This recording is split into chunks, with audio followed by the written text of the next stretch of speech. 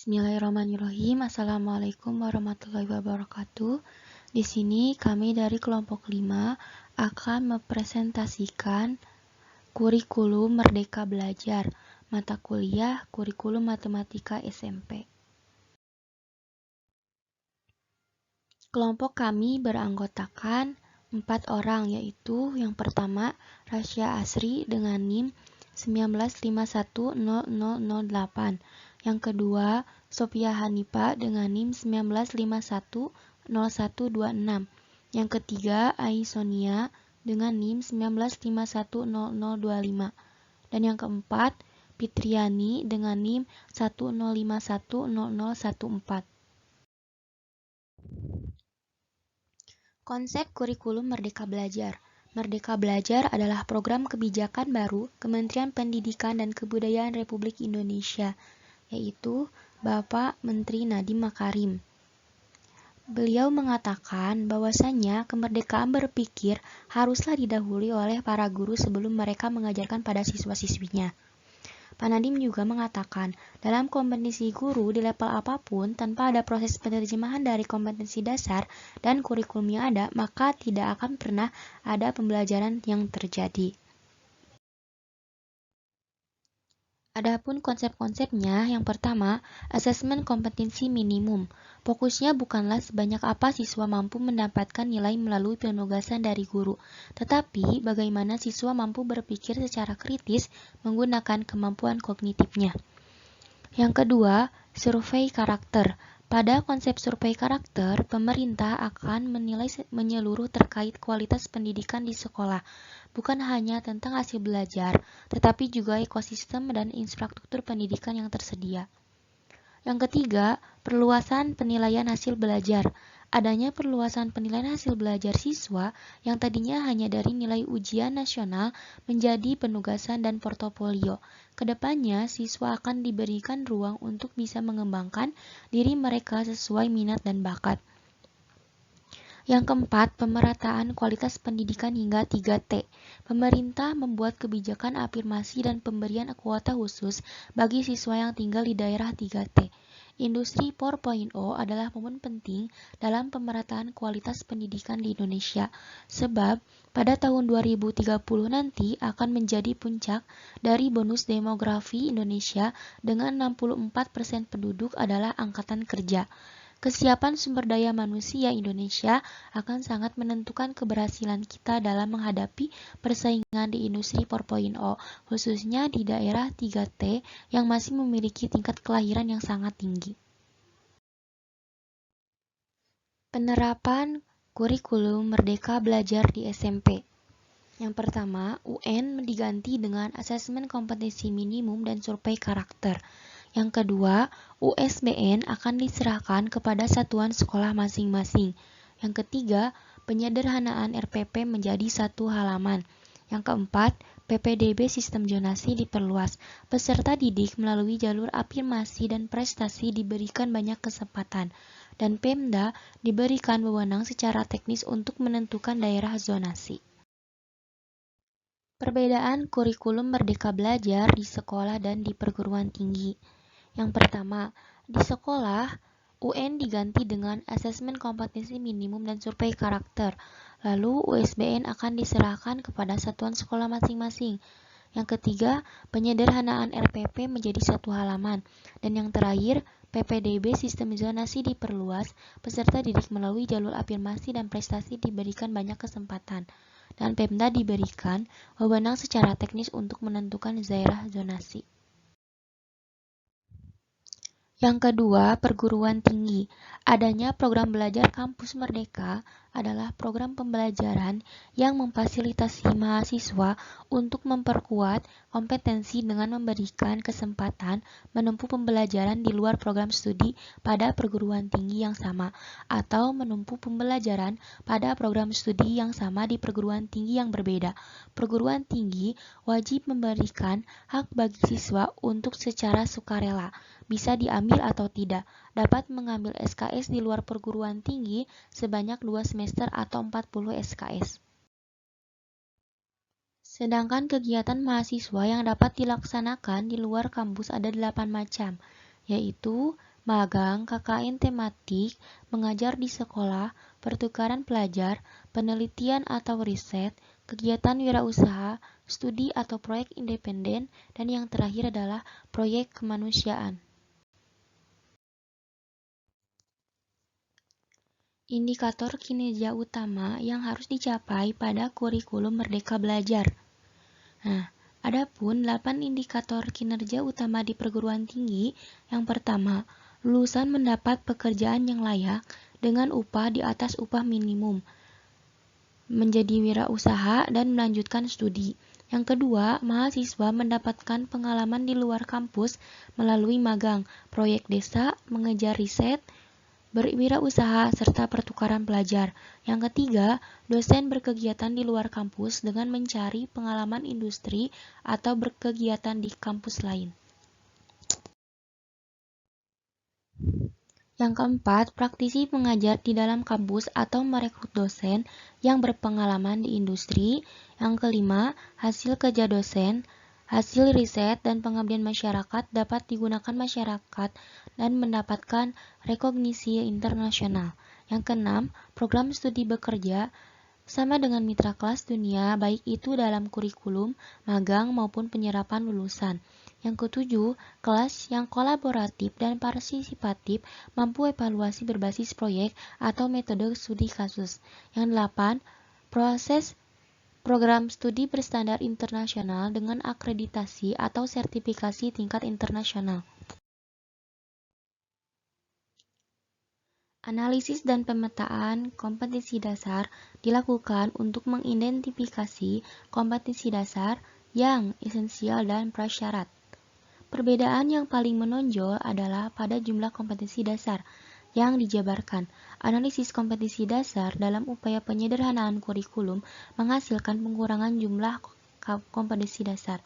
Persentase pengurangannya berkisar antara 3% sampai 75%.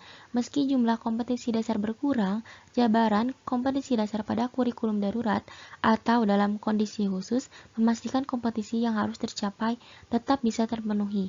Karena kompetensi dasar yang dipilih adalah kompetensi dasar yang bersifat prasyarat dan penting. Jabaran kompetensi dasar ini dihasilkan dengan mempertahankan kompetensi dasar yang ada sebelumnya, atau dari hasil pengintegrasian beberapa kompetensi dasar dan hasil reformasi kompetensi dasar dengan mempertimbangkan cakupan serta ruang lingkup untuk memudahkan pelaksanaan pembelajarannya di dalam kondisi khusus. Pengembangan silabus dan RPP Matematika SMP pada kurikulum Merdeka Belajar. Yang pertama, pengembangan silabus Matematika SMP pada KMB. Yang kedua, mengkaji standar kompetensi dan kompetensi dasar. Yang ketiga, mengidentifikasi materi pokok atau pembelajaran. Yang keempat, mengembangkan kegiatan pembelajaran. Yang kelima, merumuskan indikator pencapaian kompetensi. Yang keenam, menentukan jenis penilaian. Yang ketujuh, menentukan alokasi waktu, dan yang kedelapan menentukan sumber belajar. Selanjutnya adalah pengembangan RPP yang mengacu pada silabus. Penyederhanaan RPP menjadi salah satu inisiatif Menteri Pendidikan dan Kebudayaan Bapak Nadiem Makarim dalam mengeluarkan kebijakan pendidikan Merdeka Belajar. Dalam kebijakan baru tentang penyederhanaan RPP ini, guru bebas membuat, memilih, mengembangkan dan menggunakan RPP sesuai prinsip efisien, efektif, dan berorientasi pada murid. Guru dapat menggunakan format RPP yang telah dibuat sebelumnya atau bisa juga format RPP yang sudah dibuat. Jadi yang terjadi ada belasan komponen dibuat menjadi 3 komponen inti, yaitu 1. Tujuan pembelajaran, 2. Langkah-langkah pembelajaran atau kegiatan, dan yang ketiga penilaian pembelajaran atau asesmen. Komponen-komponen lainnya adalah pelengkap. Sistem penilaian pada pembelajaran matematika SMP pada kurikulum Merdeka Belajar. Teknik penilaian pendidikan ada bermacam-macam. Ada yang tergolong tes bila menyangkut benar salah dan non-tes bila tidak menyangkut benar salah. Ground Law 19 adapun bentuk atau sistem penilaian pendidikan kurikulum Merdeka Belajar yaitu asesmen kompetensi, di mana kegiatan asesmen sepenuhnya diserahkan kepada sekolah dan guru pelajar.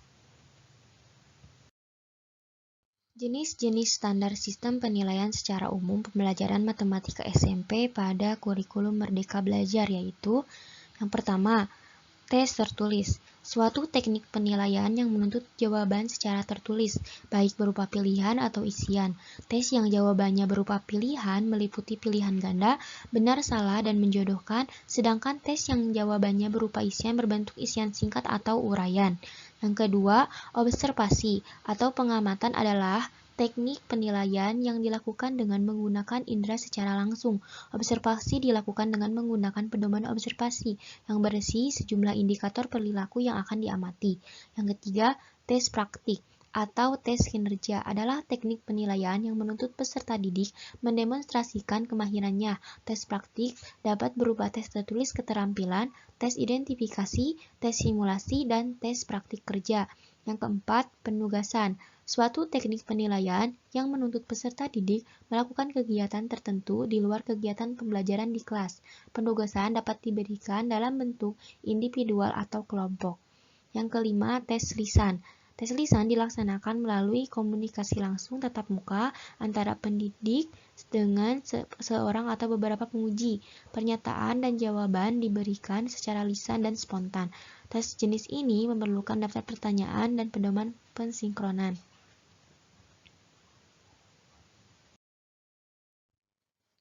6. Penilaian portofolio merupakan penilaian yang dilakukan dengan cara menilai portofolio peserta didik.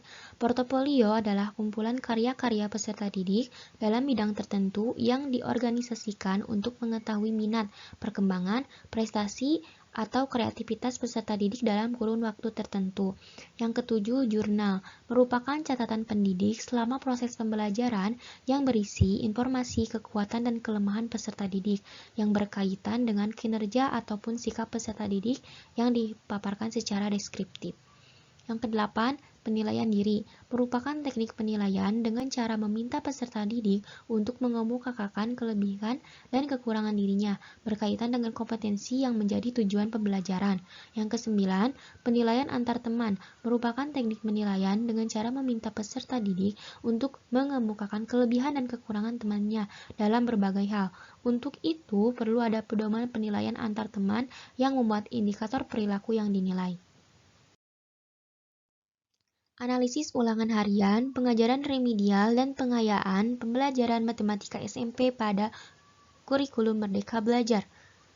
A. Analisis hasil penilaian harian adalah seperangkat format untuk menganalisis hasil-hasil ulangan harian yang telah dilakukan oleh guru. Tujuan dari analisis ini adalah yang pertama, mengetahui tingkat kesukaran butir soal, efektivitas opsi jawaban, menentukan status soal apakah bisa diterima untuk ulangan yang akan datang atau tidak. Yang kedua, mengetahui persentase ketuntasan belajar setiap peserta didik. Yang ketiga, menentukan peserta didik yang harus mengikuti remedial pengayaan. B. Pengajaran remedial adalah upaya guru atau tanpa bantuan pihak lain untuk menciptakan suatu situasi yang memungkinkan individu atau kelompok siswa dengan karakteristik tertentu lebih mampu mengembangkan dirinya seoptimal mungkin sehingga dapat memenuhi kriteria keberhasilan minimal yang diharapkan melalui kegiatan berencana, terorganisasi, dan terkontrol. Pengajaran remedial ini merupakan bentuk pengajaran yang bersifat kuratif atau penyembuhan atau perbaikan atau korektif. C. Pembelajaran pengayaan. Pengayaan dapat diartikan sebagai pengalaman atau kegiatan peserta didik yang melampaui persyaratan minimal yang ditentukan oleh kurikulum dan tidak semua peserta didik dapat melakukannya. Langkah-langkah program pengayaan terdiri dari yang pertama, identifikasi kemampuan peserta didik, dan yang kedua, pelaksanaan pembelajaran pengayaan. Keunggulan dan kelemahan kurikulum Merdeka Belajar menurut kelompok kami. Kelebihannya, yang pertama, memudahkan proses belajar mengajar serta meningkatkan pemahaman bagi peserta didik. Yang kedua, membuat guru lebih berkembang dan nyaman dalam mengadakan kegiatan mengajar karena guru secara bebas dapat memilih, membuat, menggunakan, dan mengembangkan format RPP. Adapun kekurangannya yaitu kurangnya biaya bagi anak-anak yang kurang mampu dan kurangnya pemahaman bagi anak-anak yang mengalami keterlambatan belajar. Sekian presentasi yang bisa kami sampaikan. Mohon maaf atas segala kekurangan. Dan yang terakhir, wassalamualaikum warahmatullahi wabarakatuh.